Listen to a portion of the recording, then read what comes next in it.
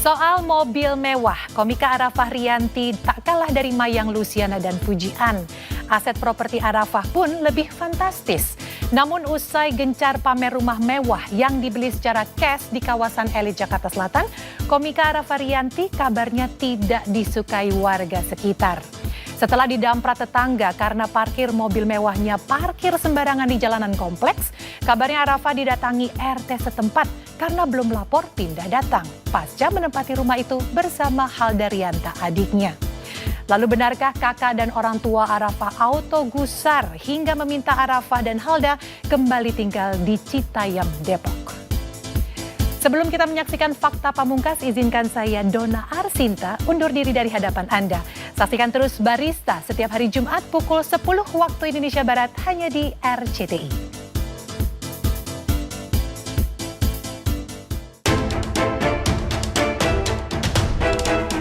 Pemirsa, Arafah Rianti, komika ternama tanah air, tengah menjadi perbincangan hangat di media sosial.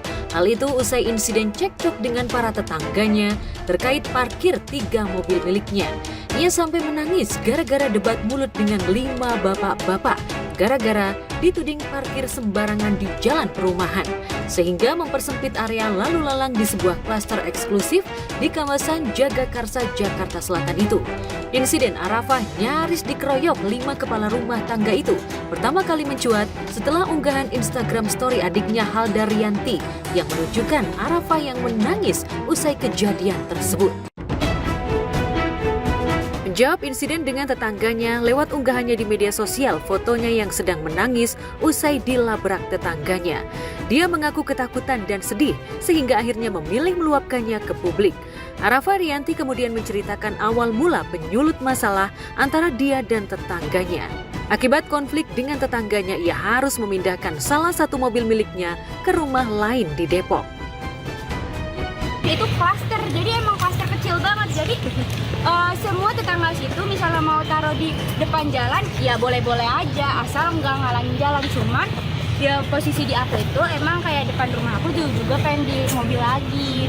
Jadinya kalau mobil kita dua-duanya di depan rumah kita itu tuh nggak bisa keluar gitu. Bukan karena kayak nggak bisa parkir di jalan ya, soalnya bukan jalanan umum kok, emang jalanan buat jalan buntu juga. Kemarin tuh pas mediasi ya udah kayak ya udah sih emang nggak ada yang salah nggak ada yang benar ya, jadi kayak ya gimana sih, orang panas gitu sih, aku juga takut gitu, namanya juga cewek gitu kayak jam 11 malam gitu jadi ya aman aja sih menurut aku. Arafah Rianti kabarnya tidak disukai oleh warga sekitar setelah didamprat tetangga karena parkir mobil mewahnya sembarangan di jalanan komplek. Kabarnya Arafah didatangi RT setempat karena belum lapor pindah datang pasca menempati rumah itu bersama Halda Rianta adiknya. Katanya mobilnya udah dibawa ke Depok sekarang. Ya saya nggak tahu dah kalau ini. Lagi Ya, emang kalau dia lapor aja gitu ya ke RT, bukan saya mau dihormatin, bukan ya kan, kalau ada apa-apa kan enak. Iya. Lapor belum, udah sekian tahun, pas ada permasalahan baru nyari ke RT. Iya, sekarang Tapi dia nggak pernah laporan, Pak? Nggak pernah. Selama tinggal di situ? Iya. Ya pemirsa, saat ini saya berada di Jagakarsa, Jakarta Selatan, di mana di belakang saya ini adalah kediaman dari Arafah dan juga komika Indonesia, di mana baru-baru ini tengah viral karena dengan kabarnya ia diduga telah memarkir mobil di depan halaman rumah tetangganya, sehingga para tetangganya menegur dia mungkin karena tidak nyaman dengan beberapa mobil Arafah yang berada di depan halaman rumahnya, sehingga membuat mobilisasi warga sekitar terganggu, dan pada akhirnya Arafah pun juga sempat bertemu dengan beberapa warga yang ada di sini. Dan saat ini salah satu mobil dari Arafah sendiri sudah dibawa ke salah satu rumahnya yang berada di Depok, Jawa Barat. Menurut Satpam di kompleks perumahan tempat tinggal Arafah, komika berusia 27 tahun itu tidak pernah hadir saat diundang pertemuan dan tak kunjung mengirimkan perwakilannya untuk membahas permasalahan tersebut. Kalau lihatnya sih jarang sih, di jam balik adanya mulu yang ada di situ. Ada. Kalau Arafahnya sih kalau saya lihat sih sombong, nggak pernah negol. ya gitulah, masuk aja. Nggak pernah bergaul sama warga. Nggak.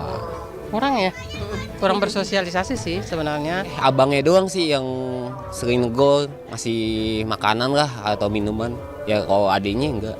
Oh, dia nggak pernah bergabung ke lingkungan, kebetulan karena mungkin orangnya sibuk ya, jadi dia jarang berbaur sama kita gitu. Datang, masuk, tutup, ya udah gitu aja. Jadi kita cuma sekedar oh itu ada rumah Arafah di situ orangnya. Ya begitu deh. Kagak, gue tuh bocahnya introvert, kayak ya udah kalau nongkrong ya nongkrong, kalau kagak ya tetangga. Aku juga emang privacy banget gitu. Jadi kayak ya Allah kalau diajakin badminton mah ayo aja gitu, tapi kan ya gimana gitu lu nongkrong sama orang yang nggak sepantaran sama lu. Mager gak sih lu? Kayak gue juga mager. Kalau saya yang langsung lihat sih sosoknya ya baik sih, ramah gitu. Nah, tapi kalau menyumbang kayaknya ada ya, pernah denger juga sih.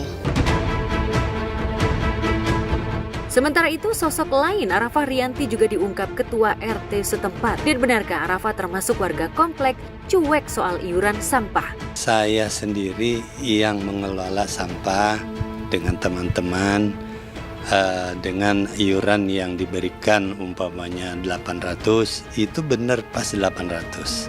Kalau memang Mbak Arafah nggak bayar, pasti otomatis akan berkurang ya. Beliau sendiri saya belum pernah ketemu ya dengan Mbak Arafah itu sendiri. Namun sekarang saya sudah pernah koordinasi dengan manajernya bahwasanya hal-hal atau berita-berita yang lalu itu sudah tidak ada lagi karena sudah musyawarah.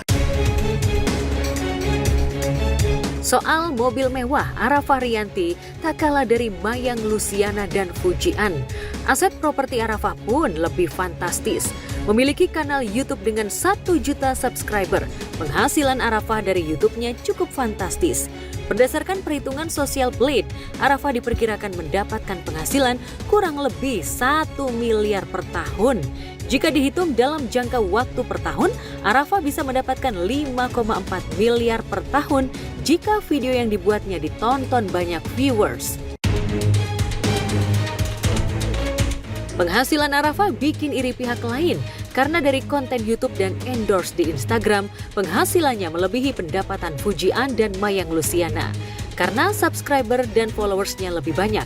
Sekali perform, Arafah meraup 50-100 juta untuk setengah jam tampil. Hasil pendapatannya itu ia investasikan ke bisnis PlayStation dan kos-kosan. Tapi lu juga misalkan di entertainment udah nggak ada juga, bisnis lu jalan mah tetap kaya-kaya aja lu. Kalau jalan, Lu nggak boleh kayak gitu tahu. Kan sekarang Harus tapi optimis. jalan, tahu. iya, Lu tuh seakan-akan kayak Tapi- bisnis lu lagi nggak jalan.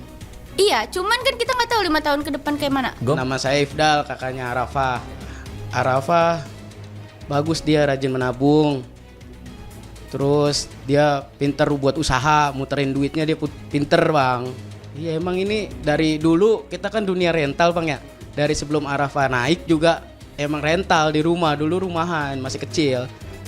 Nah dia punya duit, dia buka lah yang seperti ini yang gede.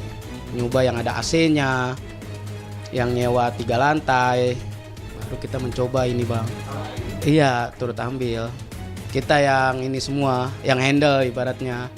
Kita semua, Arafah cuman kayak nih gue modalin gitu, nih gue modalin, puterin uang gue gitu. Ya dulu mah gue apa sih gitu, rumah gue kecil juga, motor ada di ruang tamu, tidur di ruang tamu. Terus kayak sekarang tuh punya rumah yang lumayan gede tuh, kayak ada pekarangannya kayak gini. Gue tuh kayak sedih banget gitu. Apalagi ada tempat buat motor ya.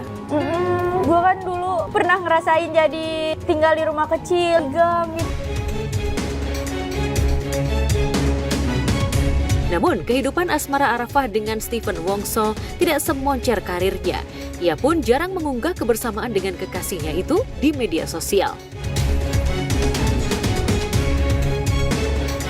Belajar dari kasus Arafah, status sebagai artis dan perbedaan kasta sosial, serta status belum keluarga seperti Arafah, setidaknya tidak menjadi halangan untuk membaur dengan warga sekitar.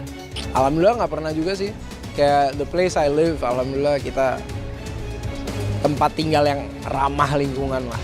Alhamdulillah enggak sih, nggak pernah ada keluhan parkiran juga. Kayak adem aja. Kalau aku sih paling sama tetangga sama warga ya bahagia-bahagia aja, happy-happy aja. Paling mereka suka nyapa aku, nanya, "Kak, itu di TV kapan lagi?" gini segala macam. Jadi aku jadiin itu sebagai sarana silaturahmi juga biar bisa ngobrol-ngobrol sama tetangga kan.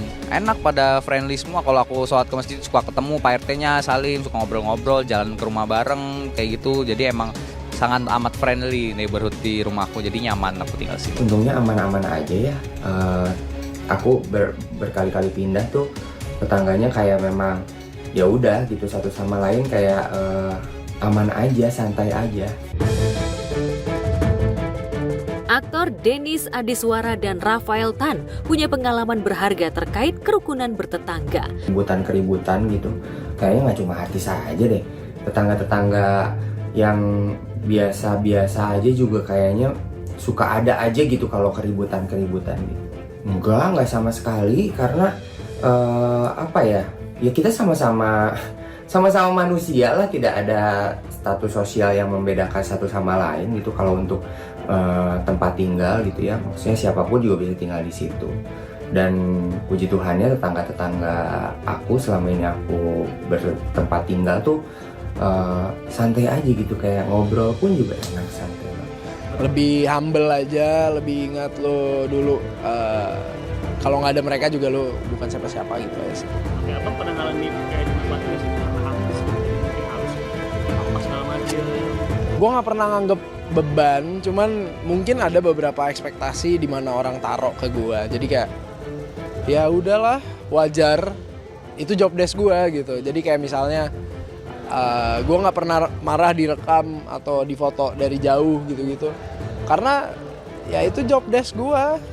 Ketika ada tetangga yang mungkin menyepelekan kita atau mungkin memandang rendah kita, buat saya cuekin, saya diemin. Mungkin teman-teman di luar sana bilang, kan Mas enak gitu hidupnya. Enggak. Ada kok tetangga-tetangga yang lebih mampu, itu juga kadang-kadang suka keluar kata-kata yang tidak enak gitu. Saya cuekin aja, Mas. Pernah nggak ada drama sama tetangga? Saya tuh ya orang yang paling chill mungkin ya di lingkungan saya gitu loh. Mau ada apapun gitu saya cenderung kayak nggak ambil pusing gitu. Mungkin saya akan ambil pusing kalau misalkan ada kucing ketabrak gitu. Nah itu baru tuh saya biasanya sama istri saya itu yang ambil pusing gitu. Karena pasti sudah piketnya kami untuk bawa kucing tersebut ke dokter atau bahkan nguburin kucingnya gitu.